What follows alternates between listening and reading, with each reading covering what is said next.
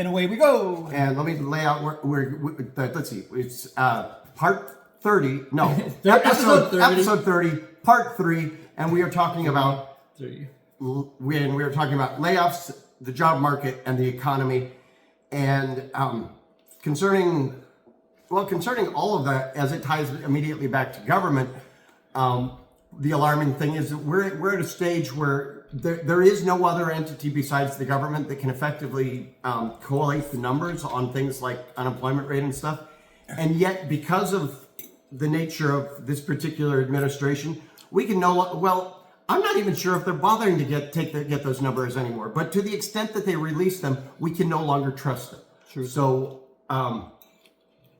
yeah, that's point number one.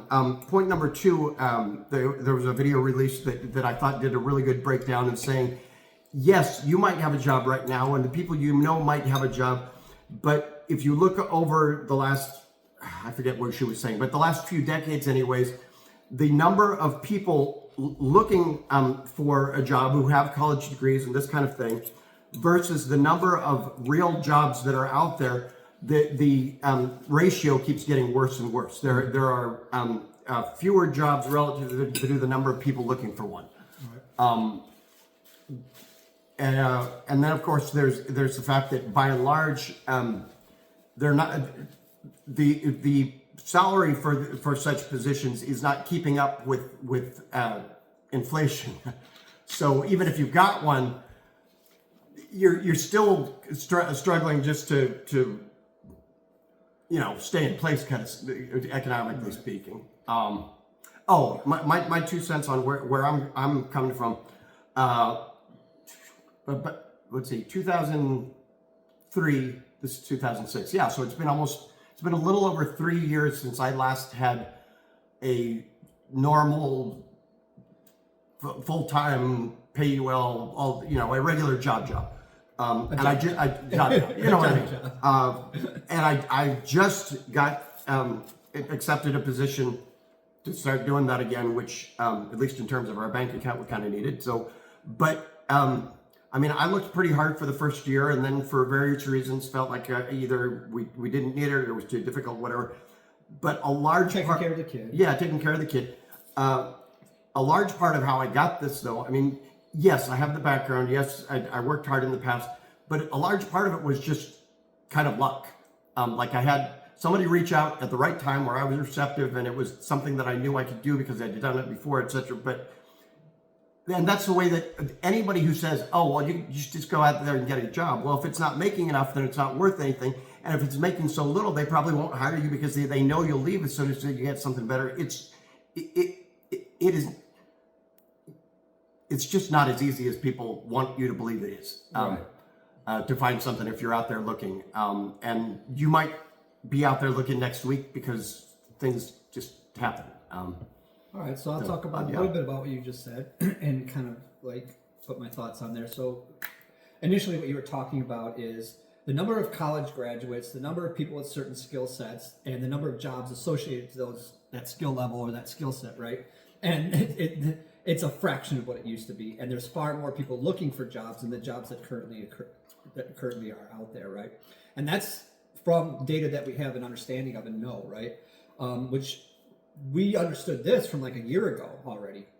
Now now what ends up happening in that situation? Insult upon injury, yeah. Right. So what ends up happening in that situation kind of leads to what you were saying is where people are taking jobs and positions that they are overqualified for, or trying to find these middle positions for a while or other revenue streams, right? So they're not even getting included as unemployed, even though they're not making money associated to whatever it is that their skill set is or what their education level is.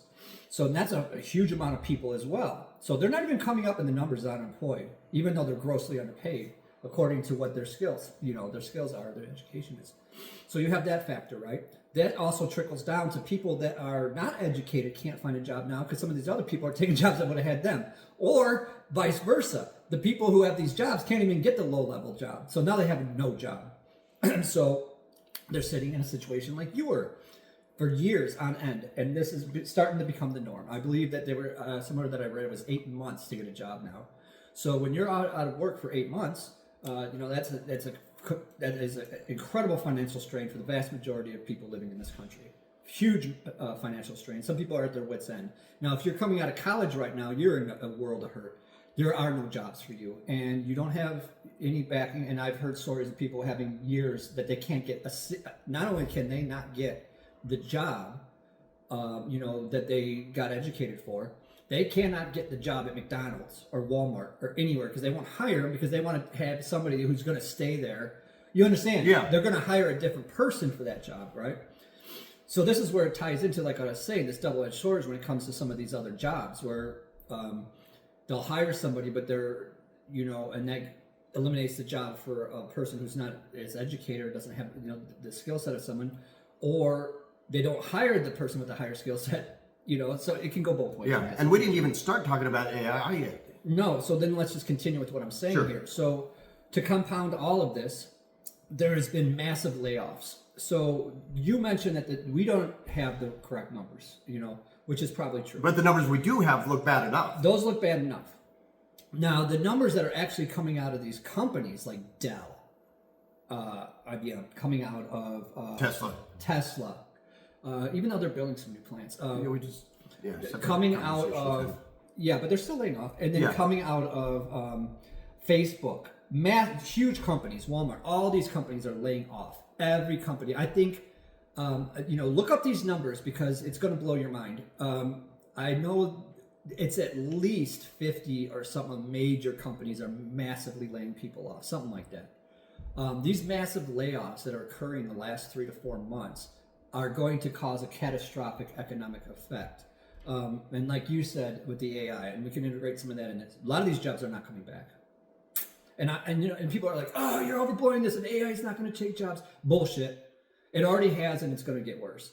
Unfortunately, my prediction, and I hope to God I'm wrong, some of these people are going to be unemployed for a long fucking time, and it's going to get really ugly. And the economy is already shifting. Now, when this started a year ago, in our first episode, you brought up the economy, and I said, I don't give a fuck about the economy because we've got a time we got to deal with. Whatever he's doing, we're not going to know for months, right? I didn't say that it wasn't going to get bad. I said it's going to get bad. Just wait. We'll see. We're at that point now. Now, a year and a few months later, this is the effect. Yeah. Just like anything else this man touched, he completely fucking obliterated the economy. It's a goddamn shit show. And it's not just here, it's global. And what he's doing in Iran is fucking it all up even worse with the price of oil. Because that dictates so many different things, because that's all about shipping and movement and energy and all this other shit that's involved with that completely could crush the economy. So, you got all these layoffs.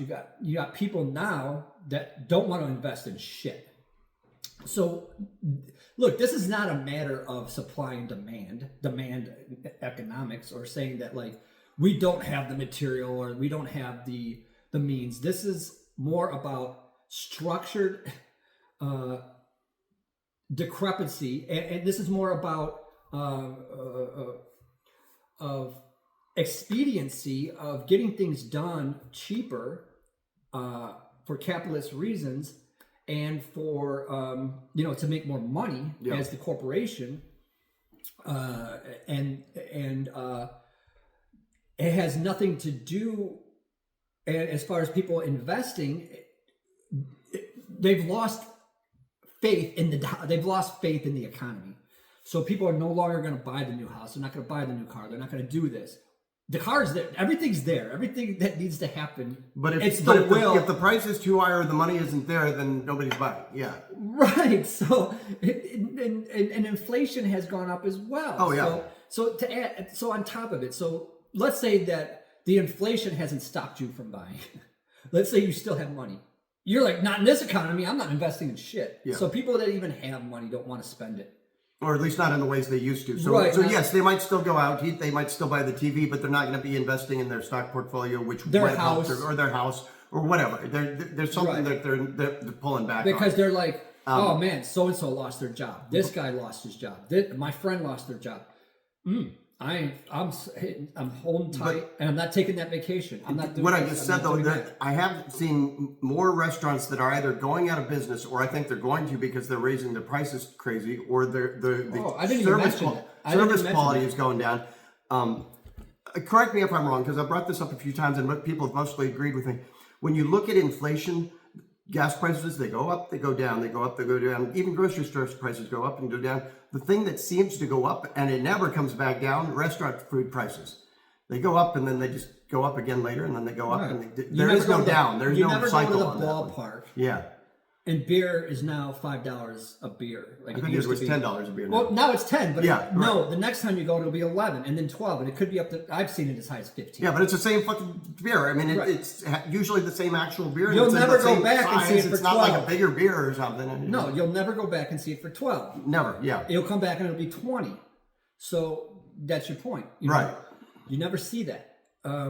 Housing, yeah, it does shift up and down a little bit, but the way the market completely It's more of a blew correction up. recently than a. Than It's it's going corrected back recent. down, yeah. Well, that's going to crash too. Yeah. So all this shit is going to crash and burn the next year. Watch, it's going to crash and burn the whole goddamn economy. Yeah, which is, I don't. I wish I had a nice silver lining for it, but I don't know if it's just that I'm tired or it doesn't exist. But I don't know. It's sad. If you know, I mean, and with AI, is it fully functioning? Do they actually know how to use it in all cases? Is it? but No, it doesn't but- have to be. Yeah. In a lot of cases, it's an excuse to fire large numbers of people that they didn't have a public reason to let go of otherwise, but they can say, oh, well, AI is doing their job. Well, AI might only be doing 50% of their job or 40% or whatever, but it's enough that they can, in their minds, justify letting go of these people. This is all psychology, and they know that because of the environment we're in, because everybody's so dysregulated, that they can force somebody to do twice the work and sit at that job, because what else are they going to do? Right. You're going to lose your job, you're going to lose your house, you're going to lose insurance, you're going to lose everything. Oh, And I wanted to insert one last thing, and I could go on way long, but I'm just going to keep it real short. When it comes to AI, please, please, please, please, please be nuanced. I had somebody say, oh, well, you do everybody a favor if you just stop using AI. Well, you can't do that. There are things that you're using right now that use AI and you don't realize it, so you can't do that. If you're going to bring up the topic, say what it is about AI that you maybe think you don't like, so we can have a real discussion instead of this bullshit of, oh, AI is great or AI is terrible. No, nuance it or shut up. AI is a tool, just like anything Yeah. else that has ever existed. It's a piece. Is it far more advanced than anything that we might see and might change things in ways that we don't even understand right now? Yes, this is true. Is it going to be catastrophic for a lot of things and a lot of people? Yes, it is.